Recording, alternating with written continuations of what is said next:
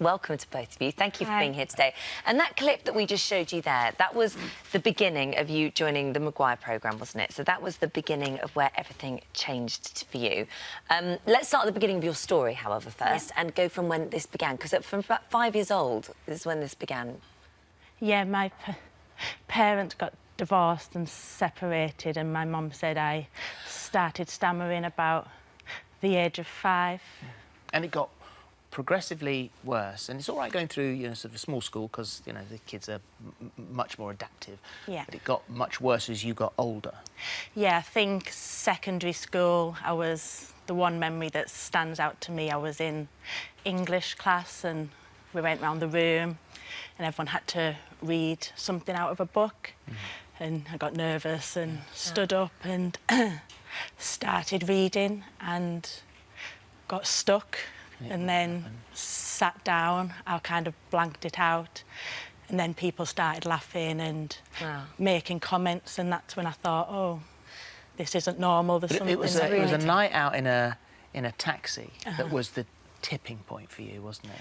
Yeah, I think a few things had happened leading up to that, and then I got in a taxi and I couldn't say where I lived, and the guy joked, said, oh, have you forgotten where you lived? And I just felt, as a grown adult, I couldn't say my home address, and that just really made me feel... Suicidal. Very yeah.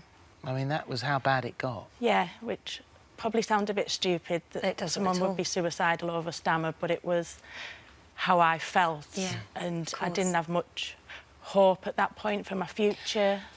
I couldn't be who I wanted to be, and the fact that thought crossed my mind was pretty scary. Did you ever feel like that? Well, having a stammer, it shapes and moulds the person that you are. You can't be the person that you want to be, you know. And yeah, I again found it really, really hard, especially as a kid. I didn't know anybody else who had a stammer, and so it was a very lonely place. Yeah. And it wasn't until I come on the programme and you meet people who share that same affliction that you start to think, OK, well, there is hope out there. Yeah, and so let's talk about this. I mean, it's an extraordinary programme, it's brilliant, and we've seen the wonders over the years that it's done for you. It's not a quick fix, it's not something that you enter into and then by the end of it you graduate and you're perfect and everything's absolutely fine. This is for life, isn't it? Yeah, no one's created a pill that will just fix your stammer, but it's a lifelong thing that I have to work on every day and constantly challenging myself. And I wake up every morning, I have to do 20 minutes of breathing before I can even speak.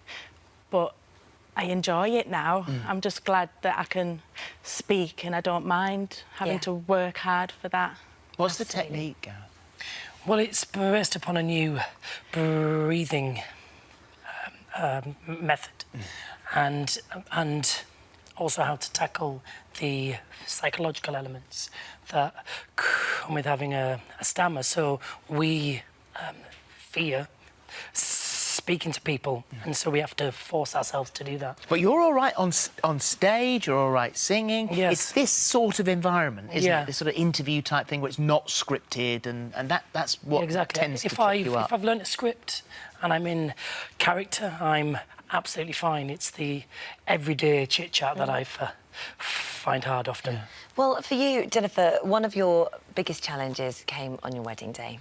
And you had a dream, didn't you, that when on your wedding day that you would do something, and what was that? I wanted to read my own vows and also give a speech as well. I just thought, because I never thought that day would happen to me at all, I just wanted to do that challenge on my wedding day and to really make the most of that one day. I only have one opportunity, and just to stand up in front of everyone I love and be able to do that. And Ashley, your husband, he's been your your social rock, hasn't he? Yeah, he's picked me up at home when I've been feeling, you know, I just can't do this anymore, I wish I could just speak. He'll say, no, come on, Jen, you know, you put in the work, what do you need to do? He'll sit down with me and make phone calls or put in the work, and he's just been a great support at home. Do you find, because it doesn't happen when you sing, No. and so suddenly all of the technique you're having to use now and will always have to use can go away, which always amazes me that when you don't stammer when you sing. Does it give you a sense of freedom that maybe other singers just don't feel? Well, I mean, I've never struggled with when it comes to performing on stage. So, yeah, it's a different sort of mindset. Yeah. Really, and it's purely down to how much work and effort that we put in at the end of the day.